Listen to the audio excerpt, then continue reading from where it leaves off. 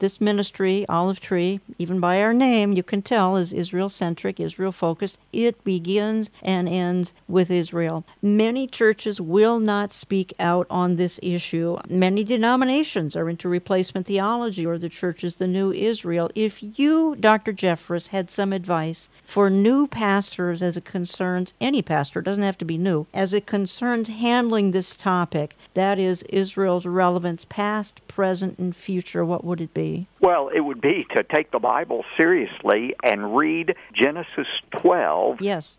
Through 15, in which God made an unconditional covenant with Abraham and with his believing descendant, that he was going to give Abraham a particular land, a seed, a blessing. And I believe that the rest of the Bible, Genesis 12 to Revelation 22, is the story of God's fulfillment to Abraham and his believing descendants. Now, the usual question, Jan, is, well, I'm not a Jew. Why is that relevant to me? Mm-hmm. Well, for two reasons. First of all, those of us who are Gentile believers, we've been grafted into the Abrahamic covenant. There are blessings to us that are similar to, but also different from, the blessings to believing Israel. But also, the integrity of God is at stake here. If God reneges on his promises to believing Israel, what is to say that he won't do the same to me? How do I know if God violates his covenant with Israel? How do I know that one day when I reach God's presence, he doesn't say, well, you know, I told you I was going to save you by grace, but I decided to change the plan. It's by works.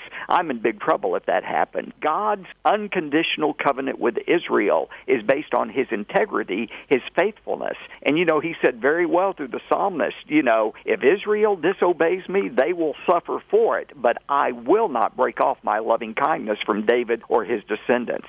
This covenant that God made with Abraham was unconditional. It was ratified while Abraham was asleep, and God swore by his own name that he would uphold his promise.